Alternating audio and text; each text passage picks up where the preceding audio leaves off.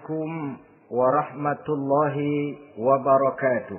وعليكم السلام ورحمة الله وبركاته.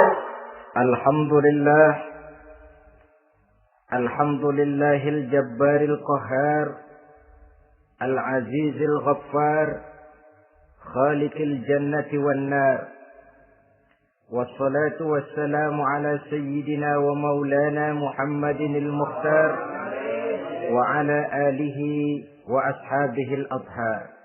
Amma ba'du. Saudara-saudara kaum muslimin rahimakumullah. Pada pertemuan kali ini kita akan membicarakan tentang neraka dan calon-calon penghuninya. Sesungguhnya kalau kita bicara tentang neraka, artinya kita bicara tentang akhirat.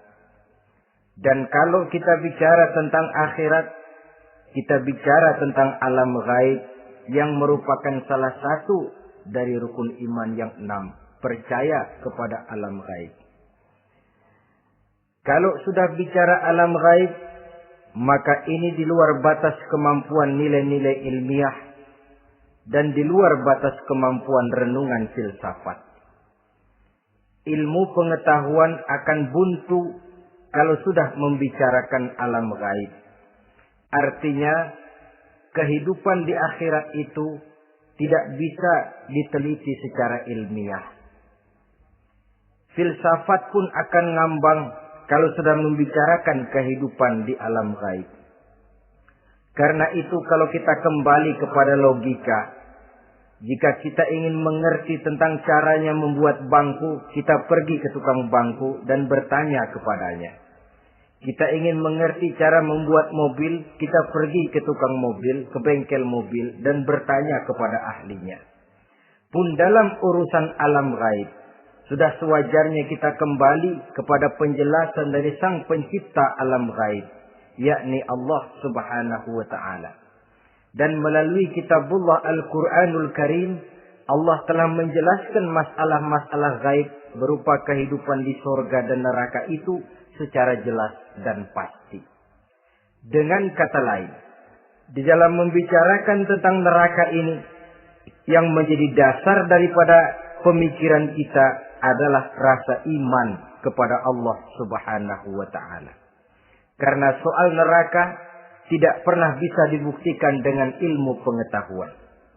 Tidak bisa diselidiki, sebab orang yang sudah pulang ke sana pun tidak pernah kembali lagi kemari untuk kita tanya bagaimana hal ihwal keadaan di sana. Saudara-saudara kaum muslimin rahimakumullah. Neraka dalam istilah Quran selalu disebut dengan narun, yaitu suatu tempat di akhirat nanti yang wujudnya berupa api yang bergejolak, bernyala dengan teramat dahsyatnya, sehingga dapat mengelupaskan kepala setiap orang dan menjulang ke hati.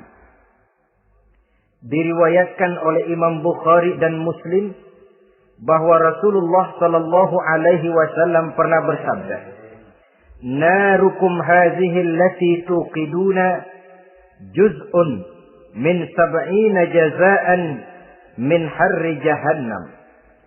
Qalu "Wallahi in kanat lakafiyatun ya Rasulullah." Qala fa innaha fadlat bi 69 jazaa. Apimu yang kamu pakai di dunia ini, kata Nabi, untuk memasak, untuk menyalakan lampu, api yang kau pakai di dunia ini cuma satu bagian kecil dari 70 kali bagian panasnya neraka jahanam. Sahabat waktu itu terperanjat lalu berkata, "Wallah, in kanat lakafiyatun ya Rasulullah." Ya Rasul, api di dunia ini saja sudah cukup untuk menghanguskan kami, untuk menghanguskan apa yang ada. Bersabda Rasulullah sallallahu alaihi wasallam, maka sesungguhnya api neraka itu dilebihkan panasnya dengan 69 kali daripada panasnya api di dunia ini.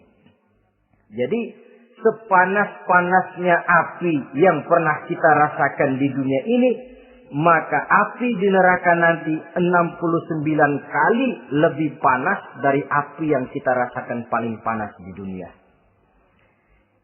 Hadis yang senada dengan penjelasan ini di samping Jawahirul Bukhari, kita bisa menemukannya dalam Mukhtasar Tazkiratul Qurtubi dan Mukhtasar Ibnu Abi Jamrah misalnya. Saudara-saudara kaum muslimin rahimakumullah. Sehingga boleh jadi seringan-ringan azab penduduk neraka di akhirat nanti, kata Nabi, seorang yang di telapak kakinya diletakkan kerikil neraka yang sangat kecil, lalu mendidih otaknya. Itu seringan-ringannya. Di tapak kakinya diletakkan kerikil neraka yang oleh karena panasnya lalu mendidih otaknya. Itu yang paling ringan. Nggak apa-apa. Cuma segitu aja. Di telapak kakinya ditaruh kerikil, otaknya lalu jadi mendidih karena menahan panas. Pantas kalau suatu hari Luqmanul Hakim pernah memberikan nasihat kepada anaknya. Kata beliau, anakku, kerjakanlah dosa seberapa kekuatanmu menanggung azab Allah. Dan laksanakan ibadah seberapa hajat dan keperluanmu kepada Allah. Berapa banyak hajatmu kepada Allah, begitulah kamu harus beribadah. Kalau kamu merasa tidak berhajat dan tidak perlu apa-apa kepada Allah, ya tidak usah ibadah. Logikanya kan begitu. Saudara-saudara, dalam hidup ini ada nggak yang nggak perlu kepada Allah? Ada nggak? Seluruh kita memerlukan Allah. Karena itu Luqman betul dengan bahasa diplomatis. Anakku, kerjakan ibadah seberapa hajatmu kepada Allah. Makin banyak hajatmu kepada Allah, makin banyak hendaknya kamu melaksanakan ibadah. Tapi kalau kamu sudah merasa bisa hidup tanpa Allah, persilahkan kamu tidak usah ibadah. Sebaliknya, kerjakan dosa seberapa kekuatanmu menanggung azab siksaan Allah. Kalau merasa sudah belajar ilmu kebal, kira-kira di neraka nanti nggak apa-apa, persilahkan kerjakan dosa sebanyak-banyaknya. Tapi kalau masih berpikir, gua mah jangan dibakar di neraka, nginjek puntung rokok, gua lompat. Kalau masih berpikir ke situ, ya hati-hati, saudara-saudara.